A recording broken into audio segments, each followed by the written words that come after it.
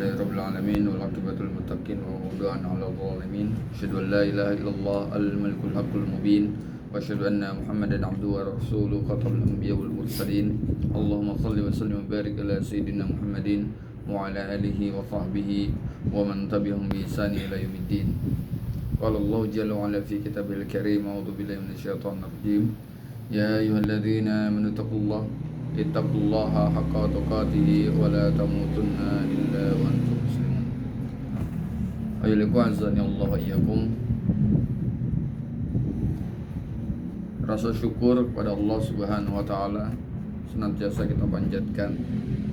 Tidak hanya kemudian nikmat Allah Subhanahu wa taala yang melekat pada diri kita saja, tapi juga atas nikmat yang Allah Subhanahu wa taala karuniakan kepada kita. Di antaranya yaitu diutusnya Rasulullah sallallahu alaihi wasallam ke tengah-tengah kita.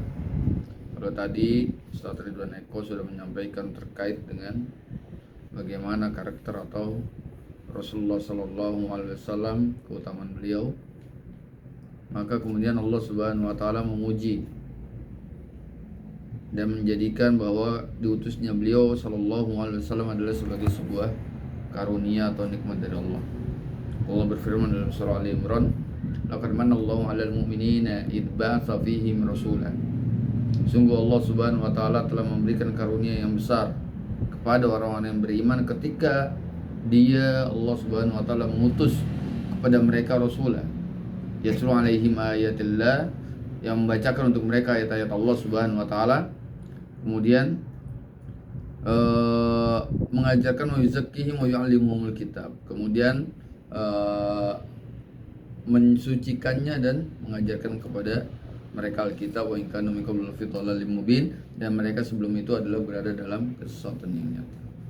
Sehingga diutusnya Rasulullah sallallahu alaihi wasallam tentunya ini merupakan sebuah kenikmatan yang agung, yang besar, yang kemudian harus kita syukuri. Yang kemudian salah satu bentuk rasa syukur kita kepada Rasulullah sallallahu alaihi wasallam adalah kita benar-benar memposisikan beliau sebagaimana mestinya, yaitu kita memposisikan beliau sebagai abduhu wa rasuluh, hamba dan rasulnya.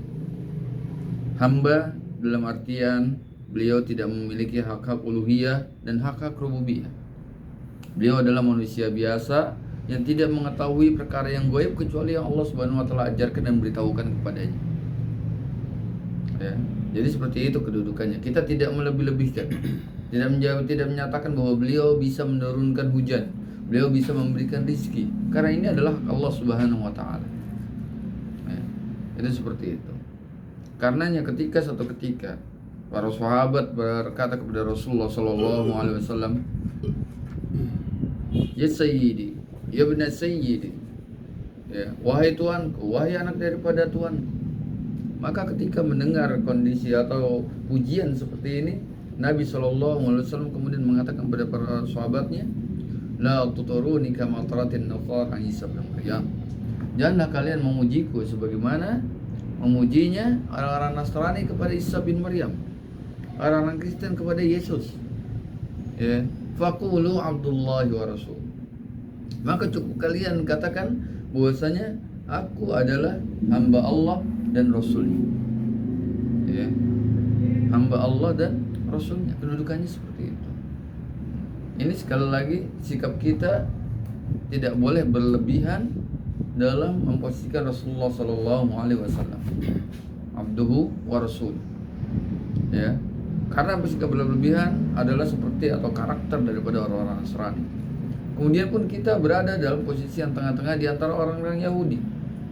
Ketika orang Nasrani berlebihan, orang Yahudi meremehkan. Ya, mereka meremehkan para nabi dan rasul. Ya. Terlebih lagi Rasul Nabi Isa dan Nabi Muhammad sallallahu alaihi wasallam. Padahal itu Rasulullah Muhammad sallallahu alaihi wasallam adalah rasul yang mereka tunggu-tunggu. Yang mereka tunggu-tunggu. Ya, mereka mengetahui karakter, ciri dan lain sebagainya. Bahkan hijrahnya mereka ke Madinah adalah karena memang untuk membuktikan nubuah bahwasanya akan ada nabi yang diutus di daerah yang bergunung, berbatu hitam, dan banyak pohon kurmanya. Ya, itu di Madinah. Ya, mereka hijrah ke sana itu untuk mencari Rasulullah SAW. Tapi apa yang terjadi kemudian ketika Rasulullah SAW diutus, mereka pun menolaknya. Kecuali hanya beberapa orang, nggak lebih dari 5 orang Yahudi yang kemudian masuk Islam. Di antaranya yaitu Abdullah bin Salam, ya, yang kemudian menjadi salah seorang ulama. Ya, itu nggak banyak, ya, dari orang-orang Yahudi. Karena memang karakter mereka adalah meremehkan para nabi dan rasul, ya, dan karakter itu terus terbawa. Nah, posisi Rasulullah SAW sebagai seorang rasul itu menuntut kita untuk kemudian adalah ta'atuhu fima amar wa istinabu ma nahaa anhu wa zajar. Kita mentaati, menjalankan segala perintahnya dan menjauhi segala larangannya, mutlak, ya. Karena di Al-Quran itu atiullaha wa atiur rasul wa ulil amri minkum. Taatilah Allah, taatilah Rasul, dan ulil amri di antara kalian. Ya, Allah dan Rasulnya ada kata-kata atiu, mutlak, ketaatan mutlak. Nggak boleh ada apa tawar menawar di sana. Sementara ulil amri tidak ada kata-kata atiu, karena ketaatan kepada ulil amri terikat, tergantung pada ketaatan kepada Allah dan Rasulnya seperti itu, ya. Maka mentaatinya secara mutlak.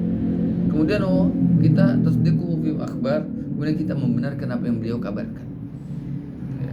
Membenarkan apa yang beliau kabarkan sebagai bukti kenubuatan beliau. Ketika kita meyakini bahwa beliau adalah seorang rasul, maka kita harus membenarkan semua perkataan beliau, ya. Baik berita tentang terkait dengan kabar-kabar masa lalu ataupun kabar masa yang akan datang, ya. Kabar masa lalu, kisah-kisah tentang para nabi dan rasul, kisah orang salih, ya, di sebelum zaman Rasulullah SAW, ataupun berita masa yang akan datang, ya. Baik itu berita tentang penaklukan, misalnya penaklukan Konstantinopel, penaklukan Romawi, penaklukan Turki, sampai dengan min asratis sa'ah, tanda-tanda hari kiamat, ya, Imam Mahdi, Dajjal, kemudian dan turunnya Nabi Isa. Ini semua adalah tanda-tanda nubuah, sampai dengan yang sangat jauh, yaitu kabar tentang surga dan neraka. Semuanya harus kita benarkan, ya, sebagai bentuk, sekali lagi, kenapa? Karena kita mengakui Rasulullah SAW adalah sebagai seorang rasul. Oke, beliau adalah manusia biasa, tapi beliau adalah seorang rasul yang diutus oleh Allah Subhanahu wa Ta'ala. Nah, ini. Kemudian kita tidak beribadah kecuali dengan apa yang beliau syariatkan, ya. Tentunya hal ini berdasarkan hadis dari Bunda Aisyah radhiyallahu taala, man amila amalan laisa alaihi amruna fa huwa radd. Barang siapa beramal tidak ada contohnya dari kami, maka amalan tersebut akan tertolak, ya. Maka ketika kita berada pada posisi yang tengah-tengah mensikapi Nabi Muhammad khususnya Sallallahu Alaihi Wasallam, maka inilah yang kemudian dikehendaki. Orang-orang Nasrani mereka berlebihan kepada nabinya, orang-orang Yahudi mereka meremehkan, bahkan Nabi Yahya mereka bunuh, Nabi Yahya dan Nabi Zakaria mereka bunuh, Nabi Isa akan dibunuh oleh mereka, ya. Meremehkannya seperti itu. Nah, kita umat Islam berada di antara umat yang tengah-tengah, ya. Kita tidak berlebihan seperti orang-orang Nasrani, tapi pun kita tidak meremehkan posisi kedudukan Nabi Muhammad SAW, ya. Seperti itu kita memposisikan beliau SAW. Ya, semoga Allah Subhanahu wa Ta'ala memberikan kepada kita syafaatnya kelak yaumil qiyamah.